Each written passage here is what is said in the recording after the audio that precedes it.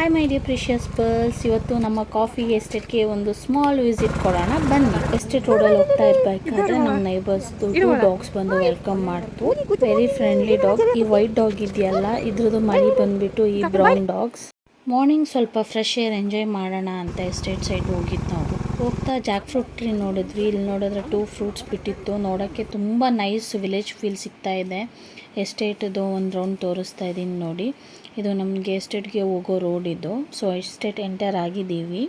So coffee plants ಎಲ್ಲ ನೀವು ನೋಡ್ಬೋದು.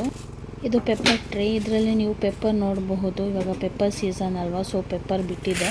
ಸೊ ಕಾಫಿ ಕಟಾವು ಆಗಿದ್ದು ನೆಕ್ಸ್ಟೇ ನಾವು ಪೆಪ್ಪರ್ನ ಪಿಕ್ ಮಾಡ್ತೀವಿ. ಸೊ ನೆಕ್ಸ್ಟ್ ವೀಡಿಯೋದಲ್ಲಿ ಪೆಪ್ಪರ್ ಹೇಗೆ ನಾವು ಪಿಕ್ ಮಾಡಿ ಅದನ್ನ ಹೇಗೆ ಡ್ರೈ ಮಾಡ್ತೀವಿ ಅಂತ ತೋರಿಸ್ತೀನಿ.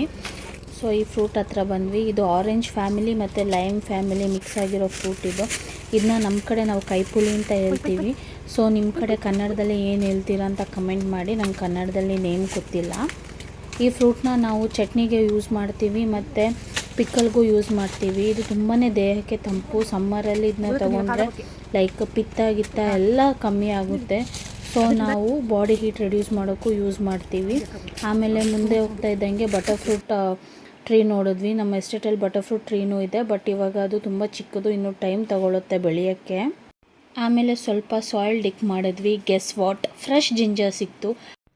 ಸೊ ಎಸ್ಟೇಟಲ್ಲಿ ಎಲ್ಲಿ ಜಿಂಜರ್ನ ಹಾಕಿದ್ದಾರೆ ಅಂತ ನಮ್ಮ ಮಮ್ಮಿಗೆ ಲೊಕೇಶನ್ ಗೊತ್ತು. ಸೊ ನಾವು ಹೋಗಿ ಫಸ್ಟ್ ಟೈಮ್ ಒಂದು ಸೈಡ್ ಡಿಗ್ ಮಾಡಿದ್ವಿ. ಅಲ್ಲಿ ನೋಡಿದ್ರೆ ಇದ್ದಿಲ್ಲ, ಯಾರೋ ತಗೋಗ್ಬಿಟ್ಟಿದ್ದಾರೆ. ಸೊ ಇನ್ನೊಂದು ಲೊಕೇಶನಲ್ಲಿ ಬಂದು ಡಿಗ್ ಮಾಡಿದಾಗ ಇಲ್ಲಿ ಸಿಕ್ತು. ಸೊ ನಾವು ಇದನ್ನ ಬೇಕಾದಷ್ಟು ಕಲೆಕ್ಟ್ ಮಾಡಿಕೊಂಡು ಸ್ವಲ್ಪ ಊರಲ್ಲಿ ಸ್ಟೋರ್ ಮಾಡ್ತೀವಿ. ಇನ್ನು ಸ್ವಲ್ಪ ಬೆಂಗಳೂರಿಗೆ ತಗೊಬರ್ತೀವಿ. ಫ್ರೆಶ್ ಆಗಿ ಸಿಗುತ್ತೆ. ಊರಿಗೆ ಹೋಗುವಾಗ ಎಲ್ಲ ನಾವು ಫ್ರೆಶ್ ಜಿಂಜರ್ನ ತಗೊಬರ್ತೀವಿ.